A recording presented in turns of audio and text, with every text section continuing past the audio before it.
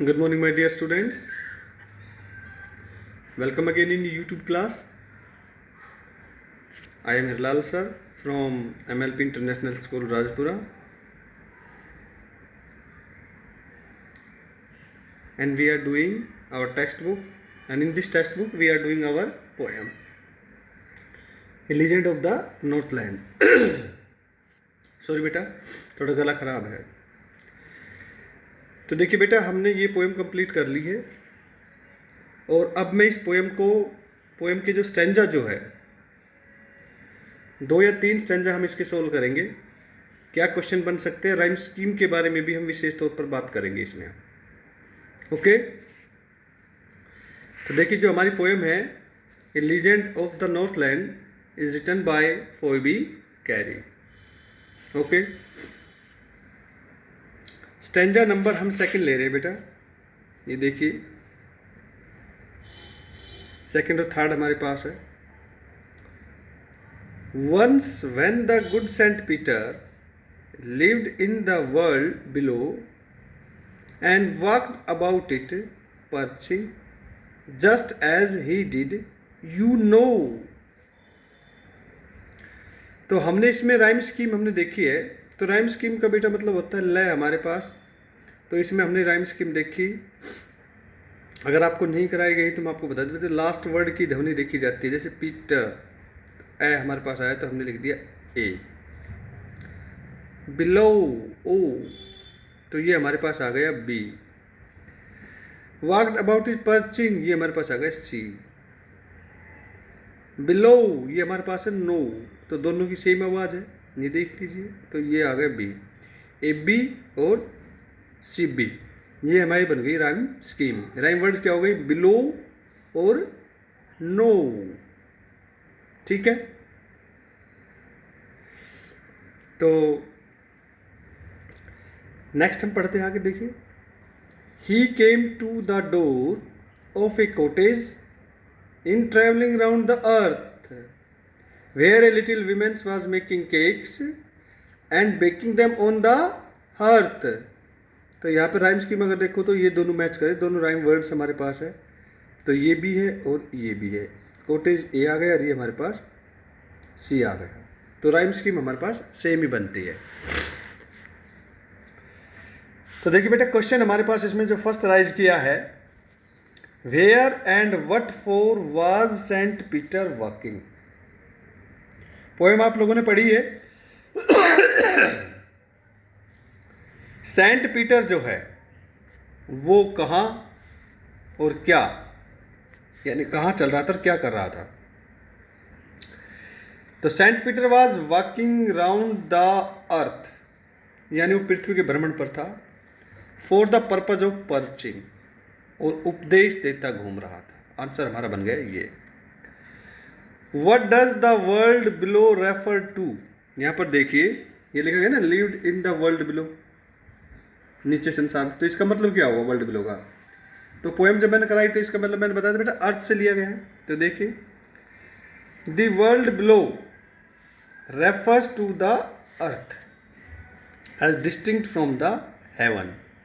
क्योंकि स्वर्ग से ये दूर है, इसलिए बिलो यानी स्वर्ग से नीचे, स्वर्ग हम ऊपर मानते हैं. तो बिलो यहाँ पर जो लिया गया वो अर्थ पृथ्वी के लिए लिया गया है. Whose cottage did he reach, question C हमारे पास है.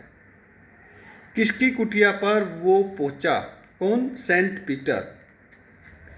आंसर हमारे पास है he reach the cottage of a little women. एक छोटी सी औरत की वो हम कहेंगे कोटेज पर वो पहुंचा. What is a hearth.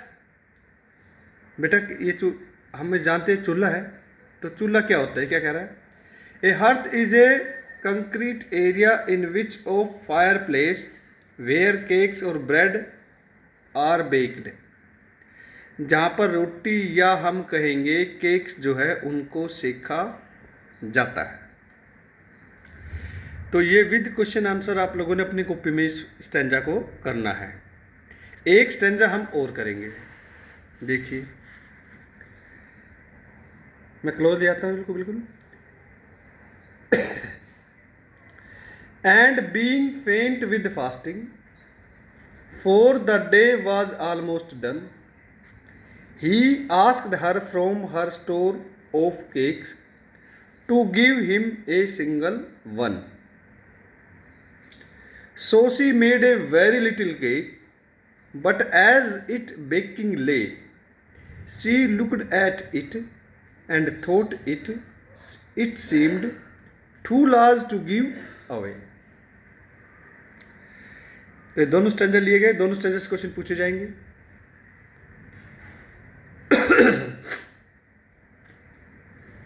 जैसे आपने इसे पढ़ा आपको तुरंत समझ में आ गया भाई इसमें क्या कहा गया है।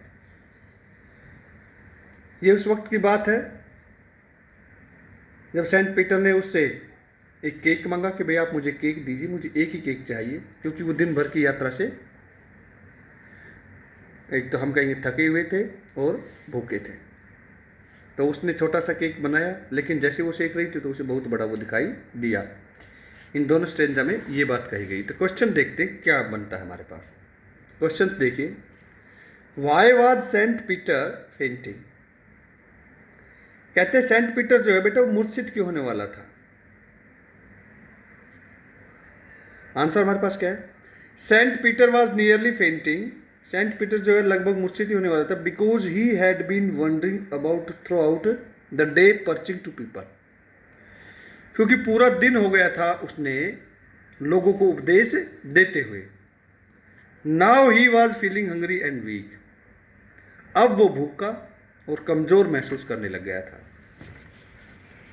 क्वेश्चन बी है, who does her refer to hair, या हर किसके लिए लगाया गया है। What did Saint Peter ask for, और सेंट पीटर ने उससे क्या क्या मांगा। Her hair to the old little women, her जो है एक बूढ़ी छोटी औरत के लिए लगाया गया है।